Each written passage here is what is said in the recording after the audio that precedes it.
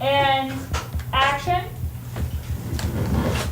These movies felt just like the 1978 movie. I've told you many times the comparison between David and John Carpenter. Southern boys. They work with their film school best friends. It's the similarities of that sort of deep companionship and friendship. That has continued with these Halloween movies. Nobody is different. Everybody is the same. We're all still scrappy, trying to pull off these movies like a hat trick. It feels very special to me. It's about the community, the fans that have been around the Halloween franchise for over 40 years. This is a movie that, to me, is a love song, a tribute to the fans. It's a love song to Laurie and Michael, and whatever their relationship is something I want to explore, and how everyone from her granddaughter Allison to a new kid on the block, how they observe this relationship is something I want to explore. So for me, it's a chance to turn up the music, kind of dial in the intimacy a little bit, and let this world of Haddonfield unleash. Jamie Lee Curtis is a badass. She goes in and she works her tail off. Her commitment to what she does is so next level that it elevates everybody around her. It was really lovely to be able to sink in and be on set with her more. And she's just a masterclass in everything she does in terms of how she handles herself, who she is as a person, her approach to the craft, her generosity to her fellow actors, and getting to work opposite her, it makes my life much easier because she's just so connected and present and there for you all the time. If I could have one scene partner for the rest of my life, I think it would be Jamie Lee Curtis. It's a movie about a final reckoning between Laurie and Michael. There is a battle between them, and the irony is that the 2018 and 2021 movie were about a woman who was prepared for Michael every day of her life since she was 17 years old. Every day. This is a movie where she's actually moved on because Laurie doesn't see Michael coming. And that's a very different result. So the fight with Michael is much more violent, unexpected, and it has to be like a street brawl. We meet Michael in this chapter. He's been out of the headlines for 4 years. He's kind of gone dormant, and he's found this place where he resides, and the mask is decayed and mold and mildew on it, and he's in bad shape. And he's gone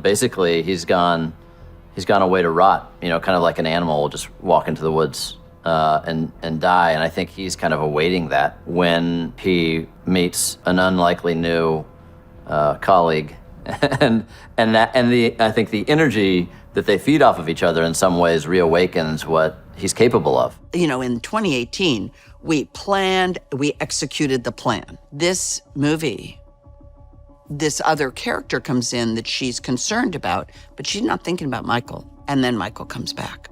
And so the fight was an unexpected fight. And watching her deal with that has been challenging and painful. Our first film was trying to restore the trust that a lot of fans had lost in the franchise, invite new people to this mythology, and work within a framework with beloved characters. Our second one was having fun with the initial success and being able just to open it up to the chaos and the kind of funhouse ride that Halloween Kills was for me and my co-writers. And then with Halloween Ends, we felt like we needed to put our own passionate signature on top of these characters. So it's been an evolution. I think that, Allison, at the beginning of this, has gotten into a relatively nice groove, and she's found a stride of being fine. She seems pretty well adjusted, given all the mayhem. But I think that she's one of those people that she can talk a really big game about understanding what she feels mentally, emotionally, but she's definitely not okay.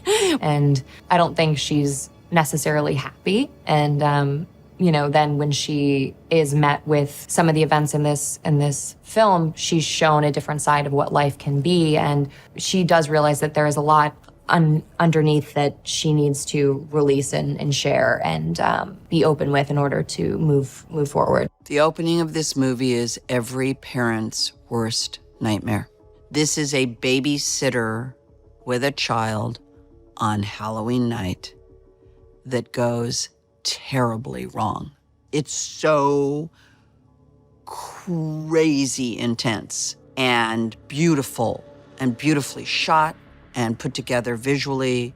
And it is a startling and thrilling way to open this last Halloween movie. Yeah, the fans are, I've always said that they're incredibly special, and they just keep proving that time and time again, because it's the fandom that is with this film is real, and it's huge, and it is iconic, and everybody has such a strong opinion and thought and passion for what we do. And even if they don't necessarily agree with the approach we've taken on something, or a storyline here, or a swing here, they still appreciate it. And at the end of the day, they're just really happy that we are giving them another Michael Myers movie. What we're doing is a swing. It's fun and it's different. And I haven't seen anything like it in this franchise. And I'm really proud to be a part of it. You will see the ultimate showdown between Laurie Strode and Michael Myers. And it's the showdown that everybody has been waiting for and hoping for.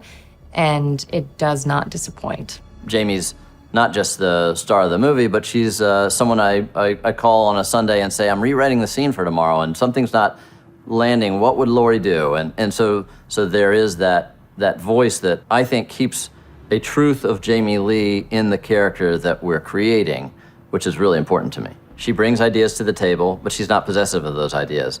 It is amazing to have someone that's as nuanced and brings as much insight to this character, but at the end of the day, is going to agree with the artists that are collaborating with her to create this world. It's hard because if it isn't emotional, then I don't really know what we're doing.